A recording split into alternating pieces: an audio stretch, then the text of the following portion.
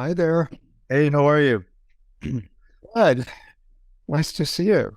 Good to see you too. I just want to tell you, I have about like 35, 40 minutes, and then What about- I That's got just chat with you. A couple that one thing I wanted to, I've been thinking about our past conversations. I've even watched some of them again. Um, First thing first, there was a woman who I met about a year and a half ago who I shared with her our dialogues on meditation, and she all of a sudden became she watched them and she's like totally on the other path now.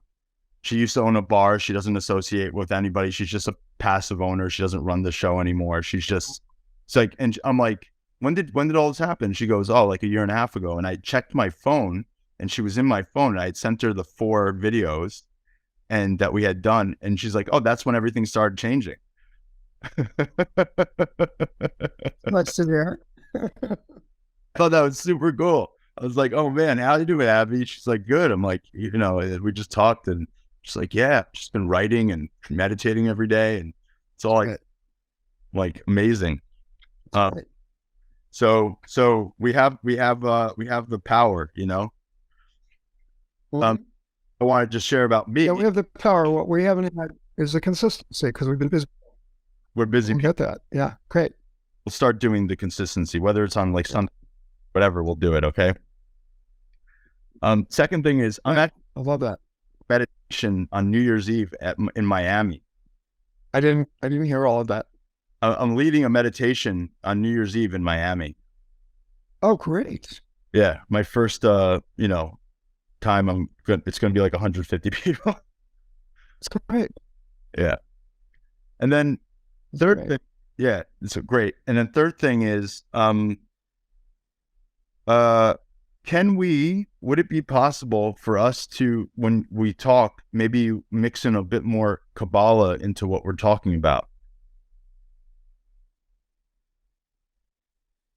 We can bring in Kabbalah concepts. I mean, I don't consider myself a Kabbalist or a Kabbalah scholar, but certainly I resonate with it. And to me, a lot of it's very similar to Kashmir Shaivism. So I like to bring them together, That'd be because great.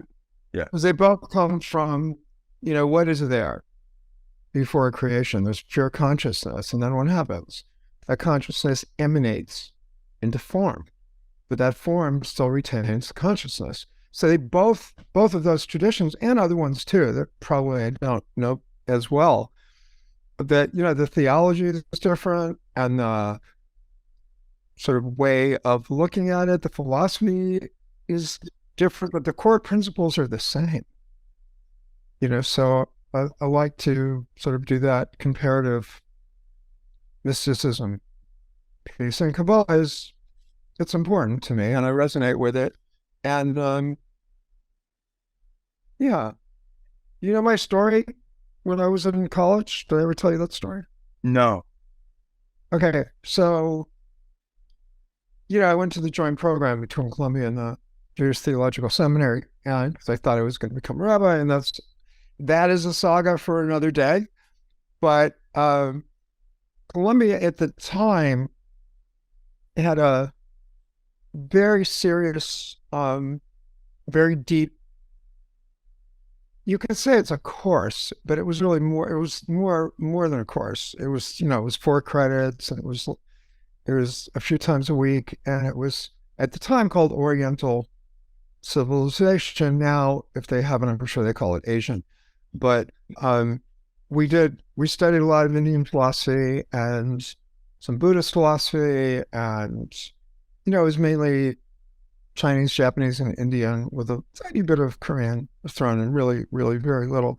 But um, so I was taking that course, and then either around the same time or a little bit later, I was taking a course at the seminary called the Theology of Hasidism. So we're looking at Chassidut, at Jewish mysticism, and I'm sitting there in these courses, and I'm thinking, one is monotheistic and one is polytheistic. Basically, it's the same.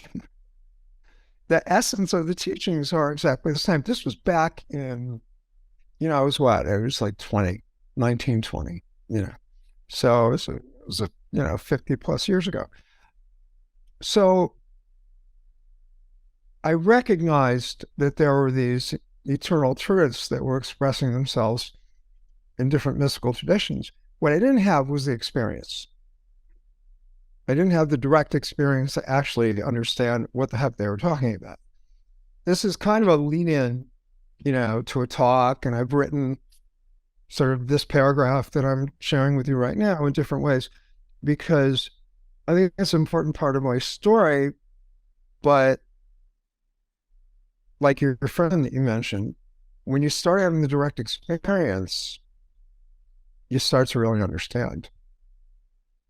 Like what are they talking about? Like, what is this self that they're talking about? Like, what is that? And then they talk about reincarnation, and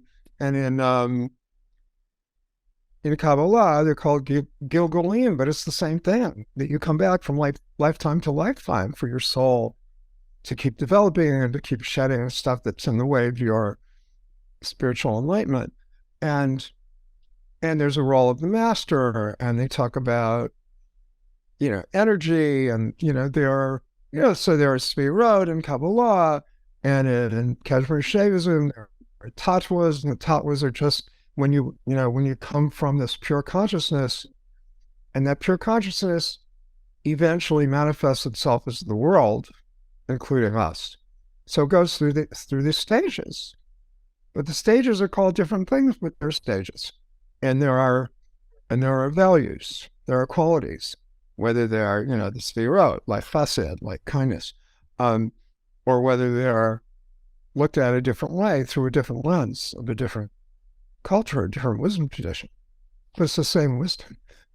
And once you have the experience, so like I could walk into, and I have, I could walk into a Kabbalah or a Musar experience, and I have the internal spiritual vocabulary already. Like, I understand that there's different vocabulary around talking about, in Judaism, maybe the 13 attributes, but the 13 attributes are very similar to the values in these other traditions. So you start to realize that what are the disconnects is that you have people who have the direct experience, but don't understand what they're experiencing, even though they have an inner understanding and in a relationship with the experience. And then you have that, and I'm not putting down the academics, because the academics have been helpful, but then you have the kind of academic understanding, the cognitive understanding of this concept and that concept, but you don't have the direct experience. So like, you don't feel that energy coursing through your body. You're aware that there is one, but you don't feel it because you haven't been initiated into it through the practices or through contact with someone who is established in that state. So yeah, I'd love to talk about Kabbalah from the standpoint of, I don't have to wear signs saying I am not an expert, but from the standpoint of understanding that I'm conversant with it, just as I'm conversant with Buddhist principles, even though I don't consider myself a Buddhist. Right. Because they're all looking through different lenses at the same truth. So I'm very comfortable talking about it from that standpoint, and then saying, oh, well, in Kabbalah, we call it this. In Kashmir Shaivism, we call it this, but we're talking about the same thing. That'd be great. We call it. The reason I bring this up is, like, I found this book that I read a while ago, and then I've been studying my own Kabbalist ideals and, other books in Kabbalah. And I basically bought like 20 of these and been handing them out to people. It's Simple Kabbalah by Kim Zetter, which is out of print now, so I have to find it on used bookshelves. And Okay. I hand it out to people who are on their own path and journey, and they read it and they go, whoa, I had no clue. Yeah, let me show you one. Unless we've already talked about it. get this myself. Senators.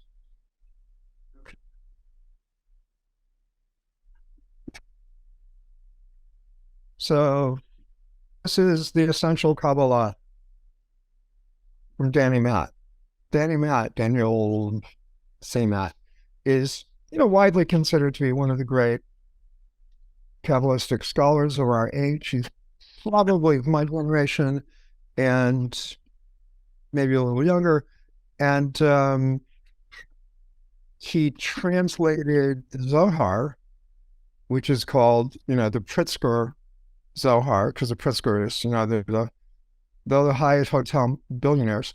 And so somebody funded it so that he could, afford to, I guess, to translate the Zohar. There's this translation of the Zohar, which, has multiple volumes, and I don't have a copy of that. But what's great about the Essential Kabbalah is so he's got these different passages.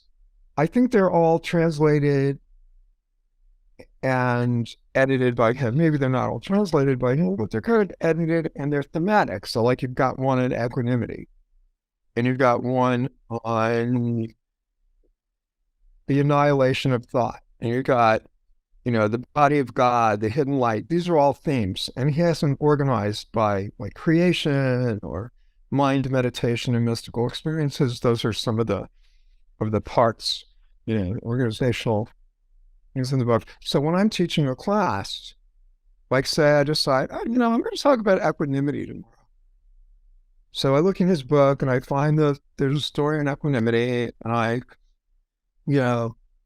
sort of render it in my language, or I edit it down and I pull something up. And then I find, Lao Tzu says something on equanimity, and Pema Chodron, who's Tibetan Buddha, says something on equanimity, and I put together what for me would be a class. I put together the teachings from these different traditions, and then I have stuff to say about it, and then I lead people into meditation based on what I have to say about it, based on those teachings. Really, they're quotes, but really they're teachings, and so that's really how I teach.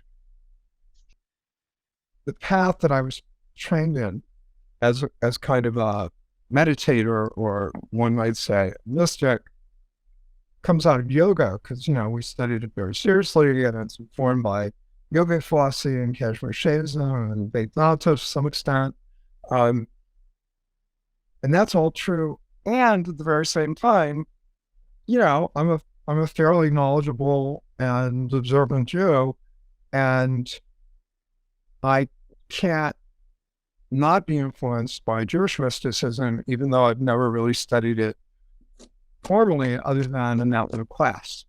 But we once went to, Jill and I once went to a Musar program. We've gone to several of them. It was they call them Kala, which is, like a conference. And we were talking to one of these experts, rabbis, and a beard, down here. And we were talking to him about what we do and how we were trained in basically a yogic-based meditation. And then what we do is we'll take these Jewish concepts and these Jewish stories, like, the Torah readings or holidays. And we got that far and saying that to him, and he says, "Oh, so you adapt them." And it was like, we felt like we had permission when he said that. It was like, oh, well, we're kind of doing this thing where we're layering on, to our own spiritual religious tradition, the stuff that we learned. And what he was saying is basically, what you're doing is authentic. You're adapting these concepts and teachings, and your meditation practice, like you're pulling them together on your own. We're synthesizing them, frankly.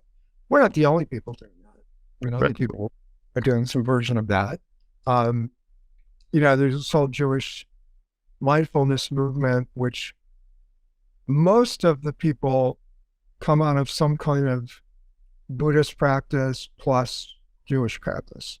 Whereas we all come out of Buddhism / mindfulness, we come out of yoga, but you know, they pretty much end up in the same places, even though your vocabulary might be different, your practice might be different, your understanding might be different.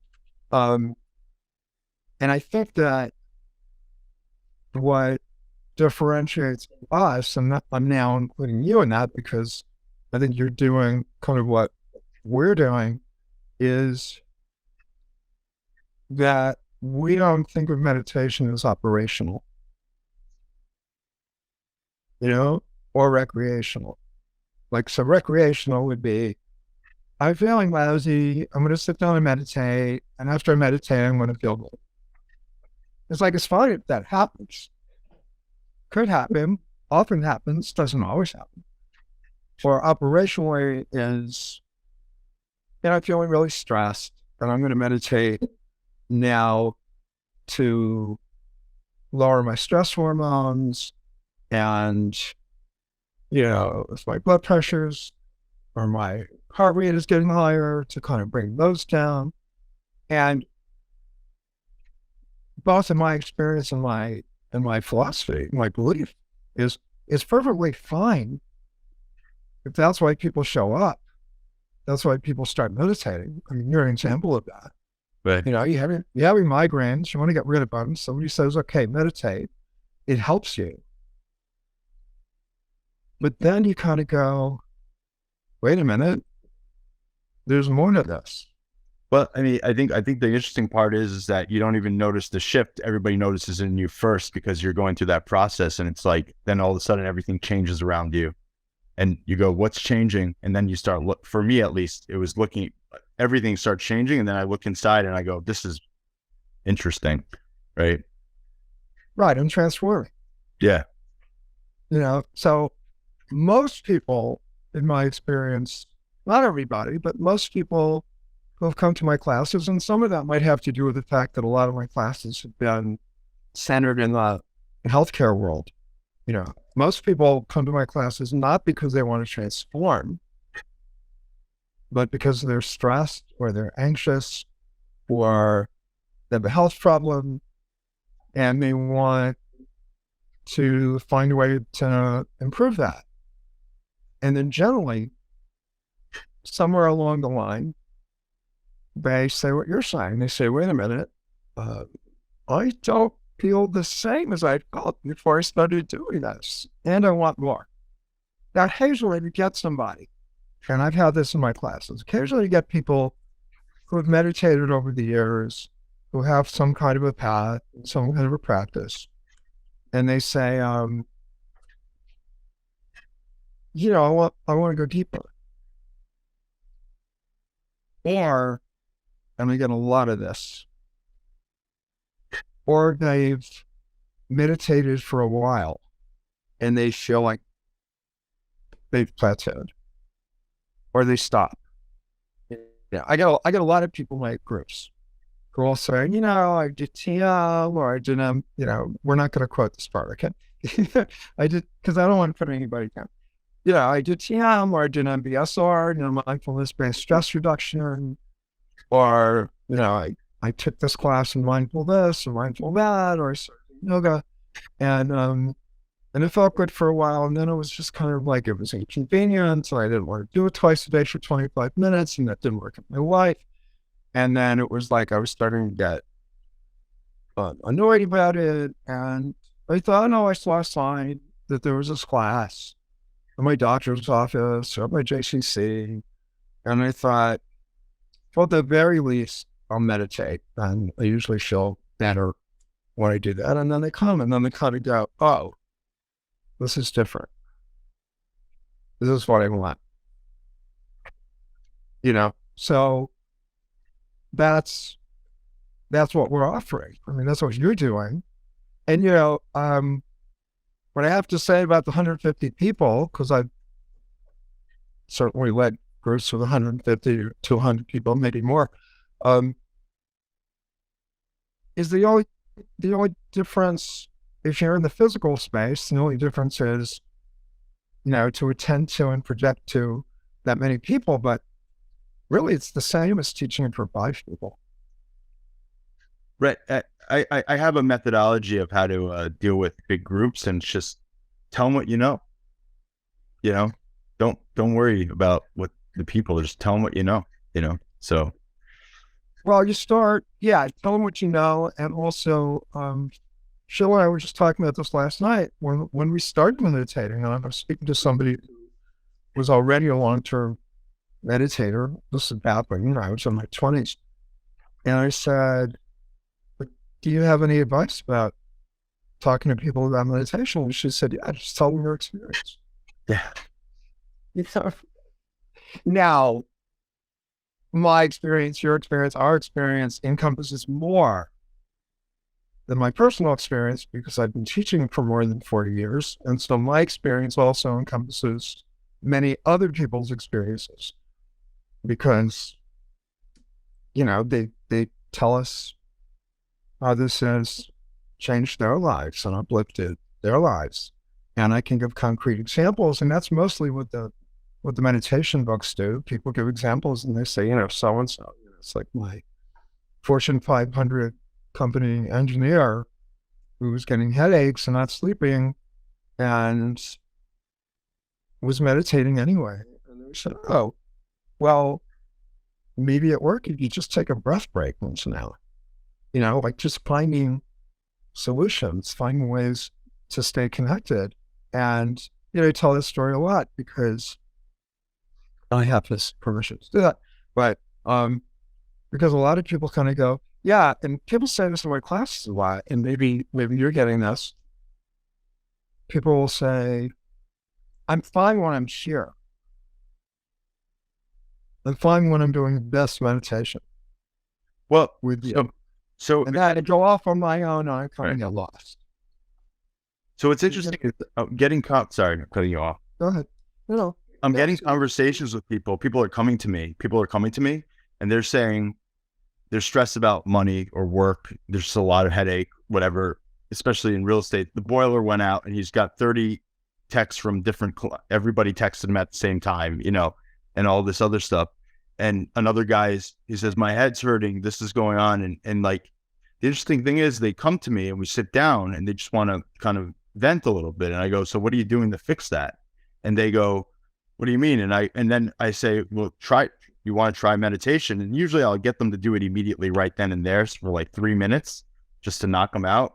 And that usually helps because then they start having, but the resistance is it's too holistic. It's too this, too that, it's like, it's just, but once, if I can get them to go for 3 minutes, they're like, oh, I want more of that, Yeah. And, sometimes people have reactions to the words, to the word meditation or to the word mindfulness. What I say to people, depending on the context, if people were coming to me in that context, if I were working the way you worked, I would say, tell you what, you're feeling really stressed. How about you just take a minute and notice that you're breathing? It's a good point. And if the stressful thoughts come up, just return your attention to your breathing. You're just breathing. It's not a fancy breathing technique. There are many breathing techniques. I'm all for them. There are a lot of great breathing practices, but what we're really talking about is awareness. It's awareness practice, right? Yeah. Noticing what's happening and being attention that it's happening rather than just feeling it completely. Right. And then, what I ultimately say to people when they can hear it, because sometimes it sounds abstract to people, but so you're starting by noticing what's happening and how you're feeling and what's going on, and seeing if you can notice that you're breathing or notice an image or notice something about that. But ultimately, what you want to do is notice that you're noticing. Because what you're doing is you're turning your awareness toward itself. I don't know that people say that way. I mean, maybe they do, and it's great if they do. I hope they do.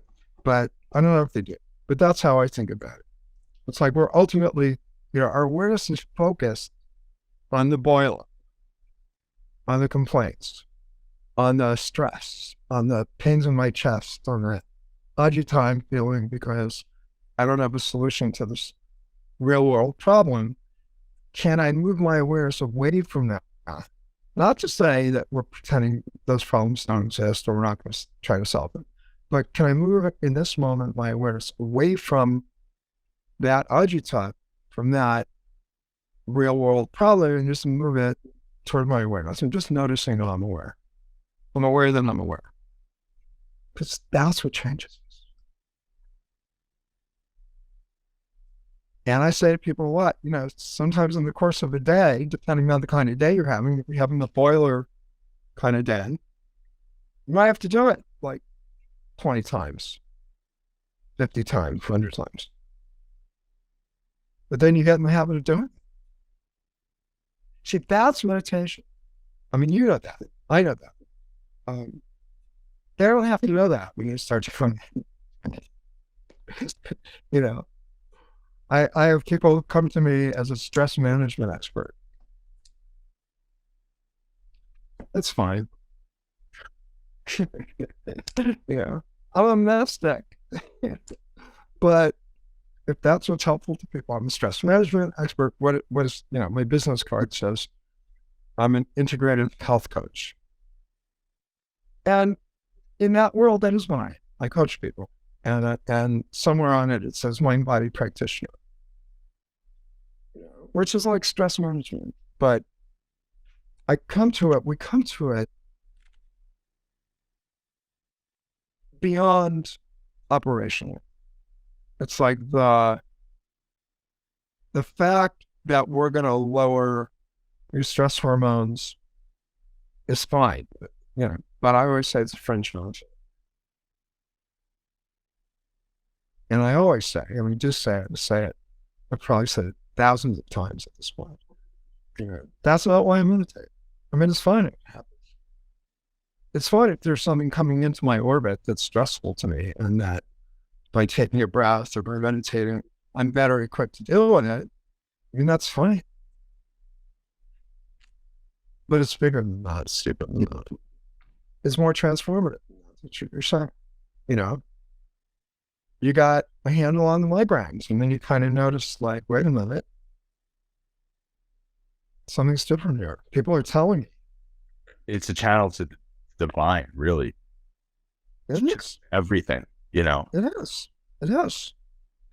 It is. That's why more and more I say that to people. I say, here's the philosophy. There's pure awareness. That's what there is. And it turns into everything else, including us. So within us is that divine spark. It's still there. It doesn't go anywhere. How do we contact it? How do we tap into it? Through these practices. Ultimately, when you have the conviction of what you just said, and you do, I think, it's pretty simple. And people will hear, I can say this after all these decades of doing this, people will hear the pieces that they hear. I've had people say to me, I've been sitting with you for months or years, and I know you said this many, many, many, many times. And today I actually experienced that I am that. There's a mantra that we say in Sanskrit, Soham, which means I am that. What's the that? It's that divinity. It's that pure wisdom and blessed and love, existence and all of that. It's not.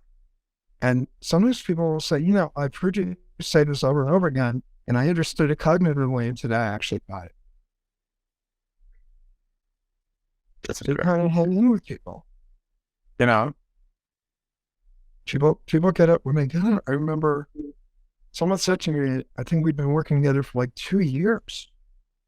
And she said, oh, it's about direct experience. And I thought, I don't people about doing that. Because that's what I started with, path that I was on. Like, first you got the initiation. That was your direct experience. And then you learned what to do with it. Then you learned to meditate. Then you learned to do all these things. Do good works in the world. So it was amusing to me, but to understand that the mind gets in the way, the circumstances get in the way, and there's tons of wisdom that is helpful. Lao Tzu says, neither obsess about your circumstances nor forgo awareness of them. It's like, be aware that this is, your boiler's broken down. But don't spend your day going, my boiler. No. Right.